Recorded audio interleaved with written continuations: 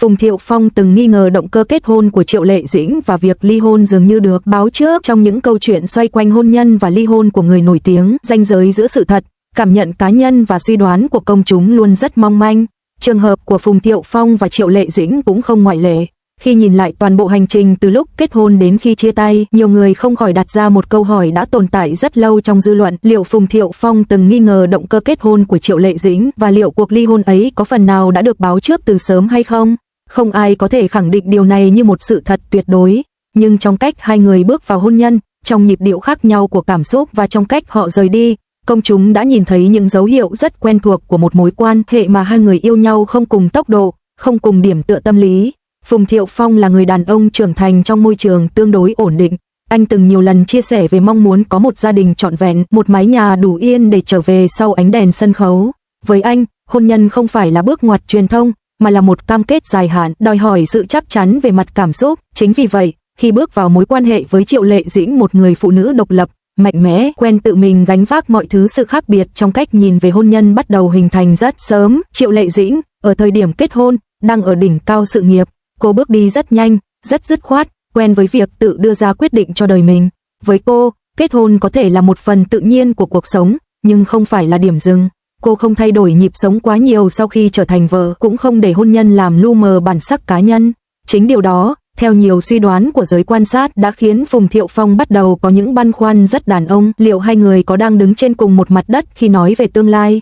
Những nghi ngờ, nếu có, không phải là nghi ngờ tiêu cực. Chúng giống như những câu hỏi chưa kịp nói ra. Khi một người yêu bằng sự chờ đợi, còn người kia yêu bằng sự tiến về phía trước, khoảng cách tâm lý sẽ dần xuất hiện. Có thể Phùng Thiệu Phong từng tự hỏi, liệu Triệu Lệ Dĩnh kết hôn vì tình yêu hay vì thời điểm đã đến lúc? Liệu hôn nhân này có phải là một trạm dừng cảm xúc hay chỉ là một chặng trong hành trình cá nhân của cô?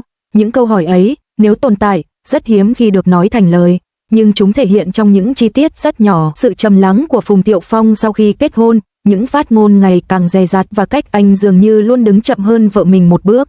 Trong khi đó, Triệu Lệ Dĩnh vẫn tiếp tục tiến về phía trước với sự nghiệp, với nhịp sống quen thuộc của cô. Không ai sai, nhưng hai người không còn song hành. Khi con trai chào đời, nhiều người từng hy vọng rằng đứa trẻ sẽ trở thành sợi dây gắn kết đủ mạnh để hàn gắn những khác biệt. Nhưng thực tế, làm cha mẹ chỉ khiến những khác biệt ấy lộ rõ hơn.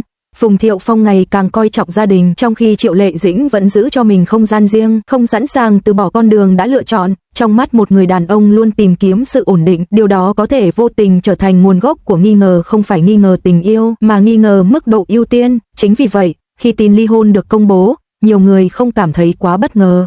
Không phải vì họ đã nhìn thấy mâu thuẫn công khai, mà vì mọi thứ đã quá yên lặng từ trước. Sự yên lặng kéo dài trong một mối quan hệ thường không phải là dấu hiệu của bình yên, mà là dấu hiệu của việc cả hai đã ngừng cố gắng nói ra những điều khó nói. Cuộc ly hôn của họ diễn ra nhanh, gọn, không tranh chấp, không ồn ào. Điều đó khiến nhiều người tin rằng quyết định này đã được chuẩn bị từ rất lâu, không phải là một phút bốc đồng, mà là kết quả của quá trình suy nghĩ kéo dài, nơi cả hai đều hiểu rằng tiếp tục bên nhau có thể khiến cả hai cùng mệt mỏi hơn.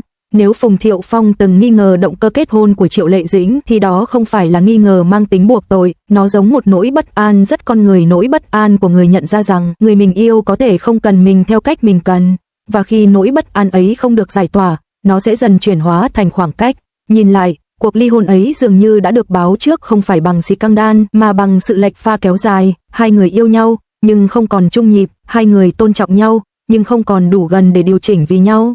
Và khi lựa chọn rời đi, họ cũng rời đi trong sự điềm tĩnh, như thể cả hai đều biết rằng đây không phải là thất bại, mà là một kết thúc cần thiết. Điều khiến câu chuyện này khiến nhiều người suy ngẫm không nằm ở việc ai đúng ai sai, mà nằm ở chỗ hôn nhân không chỉ cần tình yêu, mà cần sự đồng thuận sâu sắc về cách sống. Phùng Thiệu Phong và Triệu Lệ Dĩnh có thể đã yêu nhau rất thật, nhưng yêu thôi chưa đủ để giữ hai con người có nhịp sống quá khác biệt ở lại bên nhau lâu dài. Và có lẽ, chính vì hiểu điều đó, họ mới có thể ly hôn một cách văn minh đến vậy. Không đổ lỗi, không phơi bày, không biến nghi ngờ thành thù hận, chỉ lặng lẽ chấp nhận rằng có những mối quan hệ kết thúc không phải vì hết yêu, mà vì không còn cùng hướng. Nếu nhìn lại toàn bộ hành trình hôn nhân ngắn ngủi nhưng nhiều dư chấn của Phùng Thiệu Phong và Triệu Lệ Dĩnh, người ta dễ nhận ra rằng những rạn nứt không hẳn xuất hiện đột ngột ở thời điểm ký giấy ly hôn, mà dường như đã được gieo mầm từ rất sớm, lặng lẽ và âm thầm, giống như một kịch bản đã được viết sẵn mà đến cuối cùng cả hai mới buộc phải đi đến trang cuối. Trong những lần hiếm hoi trả lời phỏng vấn sau này, Phùng Thiệu Phong từng nhắc đến cảm giác bất an của mình trong hôn nhân, một thứ cảm xúc khó gọi tên, không phải vì thiếu tình yêu, mà vì anh luôn tự hỏi liệu cuộc hôn nhân này có xuất phát hoàn toàn từ tình cảm hay còn xen lẫn những áp lực vô hình khác. Sự nghiệp của Triệu Lệ Dĩnh lúc ấy đang ở đỉnh cao. Cô là nữ diễn viên quốc dân, là biểu tượng của nỗ lực vươn lên từ con số không, là người phụ nữ mạnh mẽ, độc lập, quen với việc tự đưa ra quyết định và tự gánh vác hậu quả. Việc cô kết hôn nhanh chóng, công khai mang thai rồi sinh con trong một thời gian ngắn khiến dư luận không khỏi đặt dấu hỏi. Chính trong bối cảnh đó, những nghi ngờ của Phùng Thiệu Phong dù có thể chỉ là suy nghĩ cá nhân lại trở thành áp lực nặng nề cho cả hai. Anh từng chia sẻ rằng có những đêm rất dài, anh nằm bên vợ nhưng lại cảm thấy khoảng cách giữa hai người lớn hơn bao giờ hết, không phải vì cãi vã, mà vì không hiểu rõ nội tâm của đối phương. Triệu Lệ Dĩnh, ngược lại, là người ít khi giải thích. Cô chọn im lặng, chọn tiếp tục công việc, chọn cách đối mặt với mọi chuyện bằng hành động thay vì lời nói. Chính sự im lặng ấy, theo nhiều phân tích từ truyền thông Hoa ngữ, lại vô tình khiến Phùng Thiệu Phong càng thêm hoài nghi. Trong hôn nhân, đôi khi điều đáng sợ nhất không phải là tranh cãi, mà là khi cả hai không còn đủ kiên nhẫn để nói ra những điều mình đang nghĩ.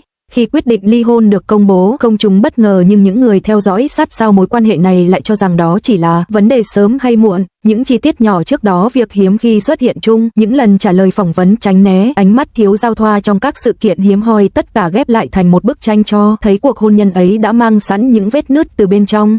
Có người nói, Phùng Thiệu Phong chưa bao giờ thật sự yên tâm, còn Triệu Lệ Dĩnh thì chưa bao giờ thật sự cần một chỗ dựa.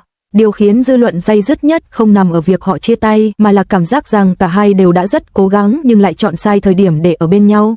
Nếu gặp sớm hơn, khi Triệu Lệ Dĩnh chưa bị cuốn vào guồng quay danh vọng, hoặc gặp muộn hơn khi cả hai đã đủ chín chắn để thấu hiểu nhau hơn, có lẽ kết cục đã khác. Nhưng hôn nhân không có chữ nếu, và sự nghi ngờ dù chỉ tồn tại trong suy nghĩ, một khi không được giải tỏa, sớm muộn cũng trở thành con dao vô hình cắt đứt mọi nỗ lực hàn gắn. Ly hôn, nhìn từ góc độ đó, không còn là cú sốc mà giống như một điều đã được báo trước. Không ồn ào, không tranh chấp công khai, không công kích lẫn nhau. Cả hai chọn cách kết thúc nhẹ nhàng nhất có thể, như thể đều hiểu rằng kéo dài thêm chỉ khiến những nghi ngờ ấy trở nên cay đắng hơn. Và chính sự bình thản đó lại khiến công chúng tin rằng quyết định ly hôn không phải bốc đồng, mà là kết quả của một quá trình suy nghĩ rất dài. Đến hôm nay, khi câu chuyện cũ thỉnh thoảng được nhắc lại, người ta không còn trách ai đúng ai sai, mà chỉ thấy tiếc cho một mối quan hệ từng được kỳ vọng rất nhiều. Phùng Thiệu Phong từng nghi ngờ động cơ kết hôn của Triệu Lệ Dĩnh, nhưng có lẽ điều khiến anh day dứt hơn cả là việc anh đã không đủ chắc chắn để xóa bỏ nghi ngờ ấy thì còn có thể. Còn Triệu Lệ Dĩnh, với tất cả sự mạnh mẽ của mình, có lẽ cũng từng mong rằng tình yêu có thể đơn giản hơn những gì cô phải đối mặt. Cuối cùng, cuộc hôn nhân ấy khép lại như một lời nhắc nhở, tình yêu không chỉ cần cảm xúc mà còn cần sự tin tưởng tuyệt đối. Khi niềm tin đã lung lay, dù chỉ một chút, thì việc chia tay đôi khi không phải là thất bại, mà là cách duy nhất để cả hai được tự do bước tiếp, mang theo những bài học mà chỉ khi đánh mất, người ta mới thực sự thấu hiểu.